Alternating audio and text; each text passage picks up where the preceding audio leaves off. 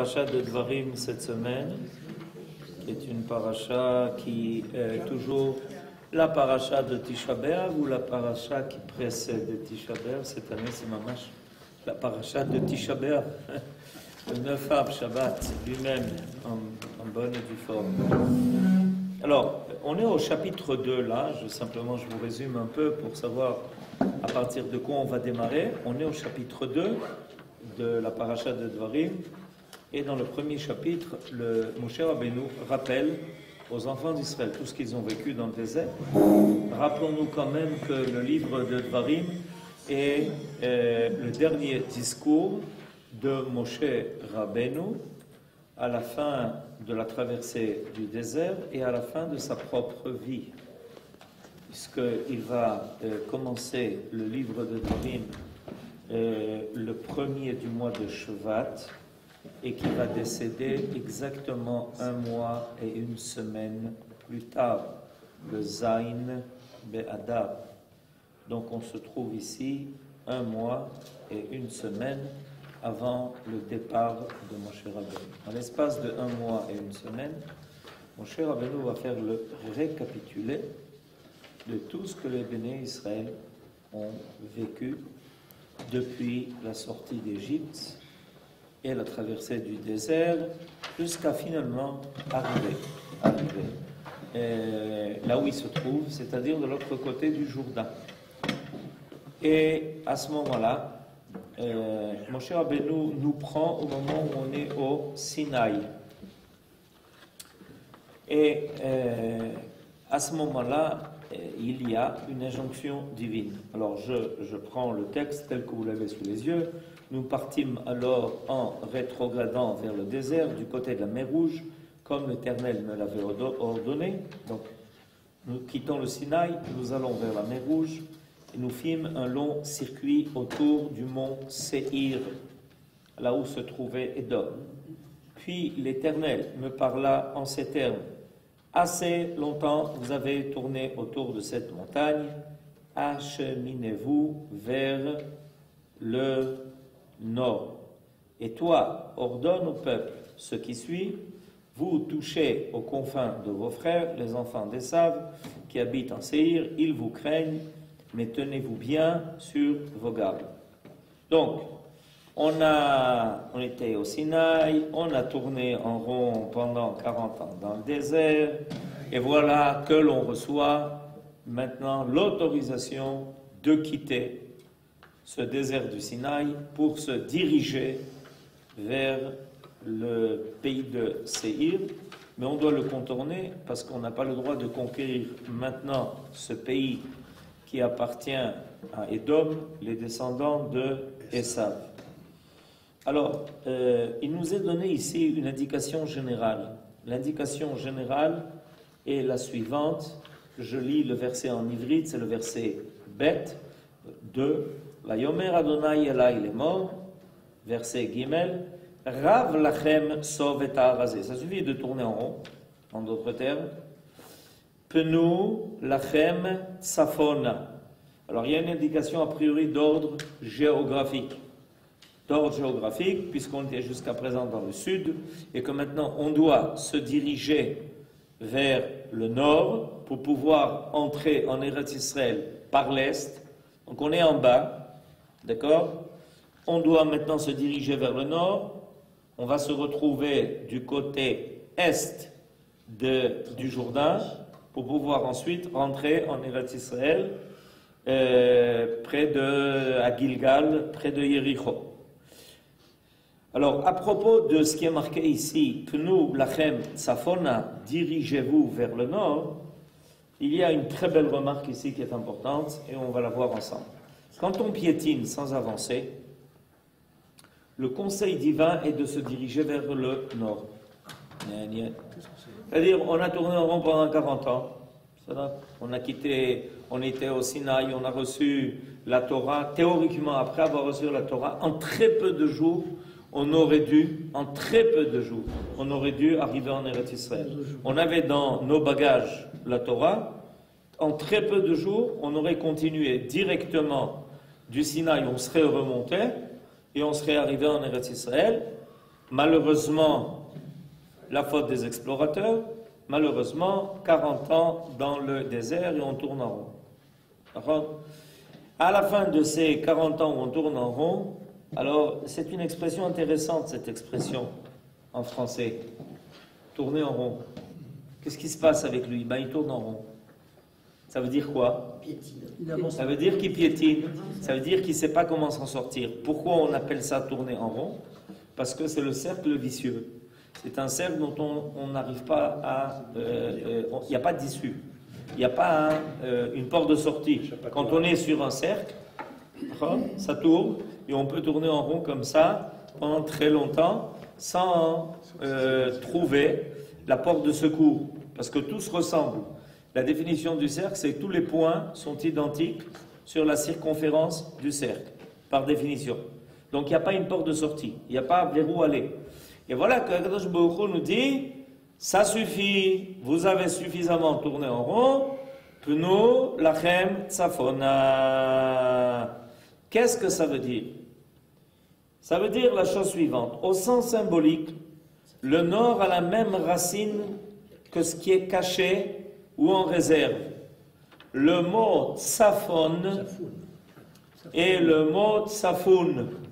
C'est une des étapes du Seder.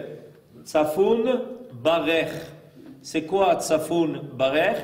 Tsafoun, c'est que l'on doit manger ce qui a été caché. C'est quoi? La ficomane. Et ensuite, barech. Et ensuite, qu'est-ce qu'on fait? Le birkat hamazon. Tsafoun, barech. Donc le mot tsafoun, ça veut dire caché. Quelque chose qui est caché. Comment se fait-il que le nord porte le nom de Tsafon? Parce que le soleil y est caché.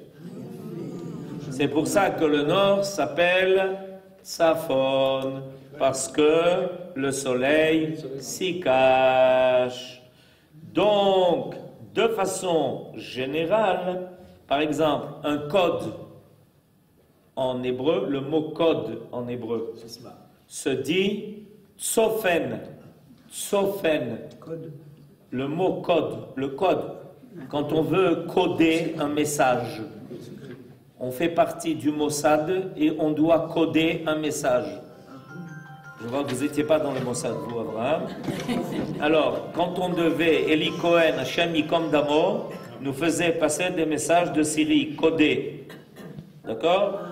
Le code, un code en hébreu, se dit Sofen. Pourquoi nous vote Sofen?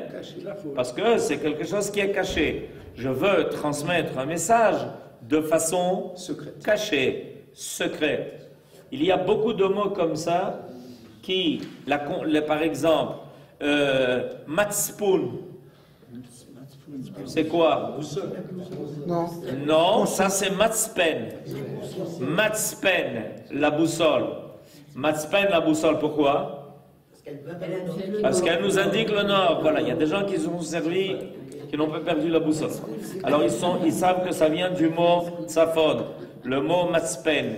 Le mot matzpoun, c'est la conscience. Pourquoi? Parce que la conscience, c'est quelque chose de caché. J'ai des remords de conscience. J'ai fait quelque chose. En apparence, je n'avais pas de problème avec ça. Mais au fond de moi, ma conscience me travaille et me dit, c'est pas comme ça qu'il fallait faire. Ça s'appelle Nekifot Matzpoun. Ça veut dire que ma conscience me donne des coups. Nekifot, c'est des coups. Nekifot Matzpoun. C'était 5 mots d'Ulpan. Pourquoi pas? C'est bien. Le Rambam dit que l'ivrite, c'est une mitzvah. L'ivrite est une mitzvah. On peut même étudier Shabbat. On peut même étudier l'ivrite Shabbat. Donc, on a appris tout ça pour nous dire quoi? Pour nous dire que quand Akadosh Baruch Hu nous dit Pnu lachem tzafona, allez chercher quelque chose de caché. Ce qui veut dire la chose suivante. On est en train de tourner en rond dans le désert. Parce qu'on a refusé d'aller découvrir les trésors cachés d'Eretz Israël. En apparence, Eretz Israël est un endroit qui est difficile à vivre. Je vous parle de l'époque des explorateurs, pas d'aujourd'hui, évidemment. Aujourd'hui, tout va bien. À l'époque des explorateurs, c'était un endroit qui était effrayant. Il y avait des géants, il fallait faire la guerre. Il fallait faire la guerre. Pendant 7 ans, la guerre a duré 7 ans, la guerre de conquête d'Eretz Israël. Les explorateurs sont venus et ils ont réussi à effrayer le peuple. Parce qu'en apparence, effectivement, il y a des choses qui sont effrayantes. Zénachon. Mais le but est de découvrir le sens caché d'Eretz Israël. Alors, qu'est-ce que Akadosh Baruch Hu est en train de nous dire? Il nous transmet un message extraordinaire, nous dit le Rav Mond. Le message qu'il nous transmet est le message suivant. Quand vous tournez en rond et que vous ne savez pas quoi faire, il faut chercher le sens caché des choses. Parce que ce n'est pas pour rien que ça se passe. Ce n'est pas pour rien que ça arrive. À partir du moment où on commence à approfondir le sens des événements et le sens de sa propre vie, au lieu de s'en tirer avec le côté événementiel, alors on finit par découvrir qu'il y a une porte. On finit par découvrir qu'il y a une ouverture. On finit par découvrir qu'il y a un sens à tout cela. Voilà ce que Akadosh Baruch Hu est en train de dire au peuple. Cette précision sous-entend la Torah avec son contenu caché, mystique, j'aime pas du tout. Elle nous réserve, elle nous préserve de l'immobilité stérile et nous élève au-dessus, au-delà des simples réalités. C'est-à-dire que ce qui donne à l'homme le sentiment de ne pas savoir comment s'en sortir, c'est qu'il se contente de voir les choses superficiellement, en dévoiler des événements, mais comment on va s'en sortir, comment ça va être, mais tout a un sens. Seulement le sens, il n'est pas dévoilé, il est caché. Alors Akadosh Baruch Hu est en train de dire au Bnei Israël, voilà pourquoi vous avez tourné 40 ans dans le désert. Parce qu'au lieu de chercher le sens profond, le sens caché, il ne faut pas oublier que depuis la sortie d'Égypte, ça nous a pris 480 années pour construire le premier Beth Amikdash. On a dû chercher l'endroit, le sens, la raison, la valeur, la Gdusha du Beth Amikdash, 480 ans de recherche. Ce n'est pas 480 ans qui sont passés comme ça. C'est-à-dire on a compté les années. C'est faux, c'est une erreur. 480 années d'expérience en tant que peuple pour comprendre quel était le Beth Amikdash et qu'on puisse l'avoir. C'est important de le savoir. Parce qu'il y a des gens qui... Ben alors, pourquoi il n'est pas là le Beth Amikdash? Comment pourquoi il n'est pas là le Beth Amikdash? Tu veux que je te dise pourquoi il n'est pas là le Beth Amikdash? Parce qu'il y a encore beaucoup de choses cachées qu'on n'a pas compris et qu'il faut découvrir parce que le Beth Amikdash, c'est la révélation de la présence de Dieu dans le monde. Et pour arriver à rencontrer précisément la présence divine, ça demande un long parcours, ça demande un long trajet, ça demande des efforts énormes. On a dû passer tout le désert, 40 ans, avec tout ce qui s'y passe. On a dû passer toute l'époque de Yehoshua, Josué. On a dû passer toute l'époque des Shoftim, les juges. On a dû passer tout le livre de Shmuel, avec le roi Shaoul, le roi David, et finalement la naissance du roi Shlomo. Et c'est seulement une fois que l'on a passé toutes ces étapes qu'on a compris tellement de choses, qu'on a vécu tellement de choses. Des choses heureuses et des fois moins. Des choses faciles et des choses des fois très difficiles. À ce moment-là, on était mûrs pour que puisse se révéler à nous la présence de Dieu sur terre. Pourquoi? Parce qu'on l'a cherché. Il ne faut pas s'imaginer qu'Akadosh Baruch Hu, tout d'un coup, il apparaît et puis il fait « Coucou !» Est-ce que vous avez remarqué que je suis là? Évidemment, il y a un très beau poème de Rabbi Yehuda Halevi. Alors je vous le dis en ivrite, dans le cas de l'Ulpan. Je vous le dis, dans le cas de l'Ulpan. Et vous allez essayer de comprendre en ivrite parce que les mots sont extraordinaires. Et ensuite, pour celles ou ceux qui n'ont pas fini l'Ulpan, nous essaierons de traduire. Yatsati likratecha ou likrati metzaticha. Je répète.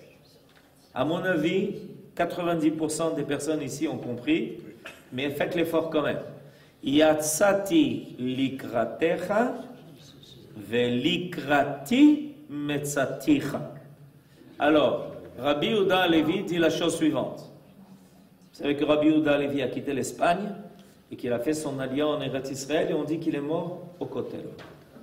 Ça correspond tout à fait à Tisha B'Av. Alors, il dit dans ce poème extraordinaire, les poèmes de Rabbi Yehuda Halevi sont incomparables, il n'y a rien de... Yatsati likratecha, moi, ton serviteur, je suis sorti à ta rencontre. Yatsati likratecha, je suis allé à ta rencontre.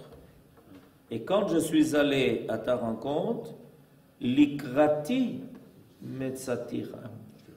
Au moment où j'allais vers toi, tout d'un coup, je t'ai trouvé qui allait vers moi. Qu'est-ce que Rabbi Yehuda Halevi dit dans cette phrase extraordinaire? Une phrase, il n'y a pas beaucoup de mots à apprendre. Essayez de les apprendre. C'est bien pas beaucoup. Yatsati likratecha velikrati metzaticha. Arba milim. Il y a en tout 4 mots. Je ne sais pas aujourd'hui ce qu'on enseigne dans les ulpan, mais si des fois on enseignait ça, ça pourrait aider pas seulement au niveau de l'esprit, mais aussi au niveau du cœur. Ça veut dire que quand je suis sorti à la rencontre de Dieu, et c'est moi qui ai fait d'abord cet effort, c'est moi qui ai fait ce mouvement d'aller vers Akadosh Baruch Hu, à ce moment-là, alors que je me demandais comment je pourrais arriver jusqu'à toi, parce que comment l'homme peut arriver jusqu'à Dieu, je me suis aperçu tout d'un coup qu'alors que j'étais en chemin vers toi, tu étais déjà en chemin vers moi. Ce qui veut dire la chose suivante, c'est qu'à partir du moment où on commence à rechercher cette dimension qui est la Kedusha, qui est le Beth Amikdash, qui est la présence de Dieu sur terre, alors on se dit, mais comment on pourra y arriver? Est-ce qu'on peut un jour toucher à l'infini? Est-ce qu'on peut toucher au Ensof? Est-ce qu'on peut toucher à l'éternité, au Netzach? T'inquiète pas. Si toi, tu fais cet effort-là, Yatsati likratecha, je répète les mots, Yatsati likratecha velikrati metzaticha. Alors que j'ai fait déjà une partie du chemin, toi, Kadosh Baruch Hu, qui est le seul à pouvoir me permettre de te rencontrer, finalement, tu étais déjà en route vers moi. C'est comme exactement ce qui s'est passé au Har Sinaï. Mon cher Rabbeinu nous dit, allons à Akadosh Baruch Hu, allons au Sinaï, allons recevoir la Torah, parce qu'on va rencontrer Akadosh Baruch Hu. Rencontrer Akadosh Baruch Hu, est-ce qu'un homme peut rencontrer l'éternité? Est-ce que l'homme peut rencontrer l'infini? Vayered Hashem al Har Sinaï. Dieu est descendu sur le Sinaï. Nous sommes allés vers lui. Et lui est venu vers nous. Yatsati likratecha, si vous voulez faire des targilim, Yatsati likratecha, velikrati metzaticha. Et alors que j'étais en route vers toi, je t'ai trouvé. Eh ben, c'est ce qui est marqué ici. Akadosh Baruch Hu est en train de leur dire, Pnut Safona, allez vers les choses cachées, recherchez le sens des choses. Recherchez la vérité qui se cache dans chaque chose. Essayez de comprendre le sod, le secret des événements. Ne vous en contentez pas d'entendre le récit des événements. Ça, c'est le domaine caché qui nous est réservé. Mais au sens symbolique, la Torah contient en outre l'invitation pour les générations futures à l'action dans leur lutte avec les descendants d'Esav. C'est-à-dire que Akadosh Baruch Hu nous dit, ça y est, vous avez fini tourner en rond, 40 ans. Il y a la Kadima. Allez vers Seir, allez vers Esav. Prenez-vous l'initiative. N'attendez pas hein, que les choses arrivent à vous. C'est à vous à prendre l'initiative. Selon l'exemple du patriarche Yaakov. Qui quoi? Yaakov, il est chez Lavan, chez Monsieur Leblanc. J'ai juste traduit. Donc Yaakov est chez Monsieur Leblanc. Et il est là-bas depuis des années et des années.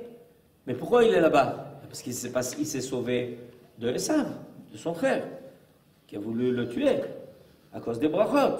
Alors il n'avait pas le choix. Ses parents lui ont dit, Roch minnu, sauve-toi, va vite, chez Lavan. Là-bas, il arrive sans rien. Et au bout de 20 ans, il se retrouve marié, bien marié, avec des enfants, avec les tribus, avec un troupeau. Il est devenu riche entre-temps. Et tout va bien. Il est chez Monsieur Leblanc et tout va bien, chez Lavan. Et puis Akadosh Baruch Hu tout d'un coup se révèle à lui et lui dit, Dai, ça suffit, maspik. Oui, mais attends, j'ai une question, Akadosh Baruch Hu, j'ai une question. Mais si je reviens, mais il y a Esav qui m'attend. Mais je n'ai pas oublié. Je sais pourquoi je suis là depuis déjà 20 ans. Je sais très bien pourquoi je suis là. Parce que j'ai dû me sauver. J'ai dû prendre la fuite devant Esav. Maintenant, tu me dis de revenir. C'est bien beau. Mais alors, mais Esav, il m'attend. Qu'est-ce qu'on s'imaginait? Qu'on allait revenir en Eretz Israël et que le monde entier allait dire ouais, kol hakavod, yofi, les Juifs reviennent chez eux, maman, jetez-leur des fleurs, jetez-leur des fleurs, jetez-leur des méafiphonim, pas des fleurs. Enfin, pas des fleurs. Alors, Akadosh Baruch Hu dit à Yaakov, le moment du retour est arrivé. Oui, mais il m'attend. Nachon, c'est toi qui dois prendre l'initiative. C'est toi qui dois aller vers moi. Parce que si tu viens vers Eretz Israël, tu viens vers moi et je t'accompagnerai. Je serai avec toi. Je vais te protéger de Esav, et pas seulement de Esav, de Lavan qui va te poursuivre en lui disant, tu t'es sauvé, tu m'as pris tout, tu m'as pris mes filles, tu m'as pris mes enfants, tu m'as pris ma richesse, tu m'as tout pris, tu m'as laissé dénué. Il n'y a plus rien. De l'endroit, les enfants, les Juifs sortent, clou, il ne reste rien. Alors Lavan il est en train de crier et de dire à Yaakov, mais tu as tout pris. Comment j'ai tout pris? J'ai rien pris, j'ai pris ce qui me revenait. Non, il n'y a plus rien. On est tous en faillite. Comment tu te sauves? Pourquoi tu t'es sauvé? Réponse, parce que maintenant l'ordre divin d'aller vers Akadosh Baruch Hu, vers Eretz Israël est arrivé. Et d'ailleurs, il est conforté dans sa décision de revenir par Rachel et Léa. Il demande à ses femmes lui disent Zéou, Gamarnu, Dai, Chosrim, Maspik. Ok, mais pour ça, il fallait voir les événements à une autre dimension que celle d'être poursuivi par Lavan et attendu par Esav. C'est sympa. Derrière toi, il y a Lavan qui te poursuit. Devant toi, il y a Esav qui t'attend. C'est bien. Eh bien, Yaakov, notre ancêtre, qui entre-temps d'ailleurs va devenir Israël, comprend que il va y avoir une révélation divine extraordinaire qui va assurer toutes les promesses qui ont été faites et qui vont se réaliser. C'est chercher le côté tsafoun. C'est pour ça qu'il est marqué Pnu lachem tsafona. Allez chercher ce qui est caché. Ne vous contentez pas de voir les événements révélés, mais cherchez le sens profond et caché des choses. Alors, on part en chemin et on nous annonce que le parcours il ne va pas être facile du tout. Regardez ce qui est marqué dans les versets 4, 5, et toi ordonne au peuple ce qui suit, vous touchez aux confins de vos frères les enfants d'Esav qui habitent au Séhir, ils vous craignent Mais tenez-vous bien sur vos gardes, ne les attaquez point, car je ne vous accorde pas de leur pays, même la largeur d'une semelle, attendu que j'ai donné la montagne de Séhir comme héritage à Esav. Les aliments que vous mangerez, achetez-les à leur prix d'argent. L'eau même que vous boirez, payez-la à leur prix d'argent. Alors nous dit le Rav Munk, aux yeux de différents commentateurs, la description des voyages précédents, l'arrivée au pays d'Israël, est une allusion à l'itinéraire prévu à travers les nations pour aller de l'exil en Eretz HaKodesh. C'est-à-dire que les enfants d'Israël sont en train d'appliquer Maaseh Avot, Siman Labanim. Rappelez-vous, on a traversé le désert, on a tourné en rond 40 ans, on est allé d'un endroit à un autre. Et finalement, même quand on veut revenir, on veut arriver finalement sur notre terre, il y a des gens sympas qui nous attendent, les gens de Esav, les gens de Ammon ou Moab, beaucoup de gens très sympathiques qui nous attendent en chemin et qui n'ont pas du tout l'intention de nous laisser passer. Exactement ce qui est arrivé en ce moment-là. Et évidemment, il y a là, en fait, une allusion à ce qui va se passer à la fin des temps. Ne provoquez pas les fils de Esav, ce sont les nations du monde. Je ne vous donnerai de leur pays qu'une foulée de semelles. Ceci rapporte à l'époque messianique, où vous pourrez enfin gravir leur montagne. Ve'alu moshim be'ar Sion, lishpot et Esav. Pas maintenant, à la fin des temps, ça prend du temps. La nourriture, vous la leur acheterez. Et l'eau également, vous la leur acheterez, puisque c'est leur destinée de posséder le monde à présent. C'est-à-dire que le Ham Israël, il arrive dans son aboutissement historique seulement à la fin des temps à réussir le défi divin de la réalisation d'un monde où finalement Akadosh Baruch Hu se révèle. Ça prend du temps. Il y a un long chemin, une longue histoire qui est parsemée de difficultés énormes, où des fois on est obligé de payer très cher pour avoir un verre d'eau. Zéo, il faut le savoir. C'est Bédiouk ce dont il faut se rappeler précisément dans ces jours-là. Et pourquoi n'en feriez pas ainsi? En effet, Akadosh Baruch Hu t'a béni dans toute l'œuvre de ta main, il a veillé sur ta marche à travers ce grand désert. Voici 40 ans que le Seigneur et ton Dieu est avec toi, tu n'as manqué de rien. Donc ne vous comportez pas comme si vous étiez pauvre, mais agissez en riche.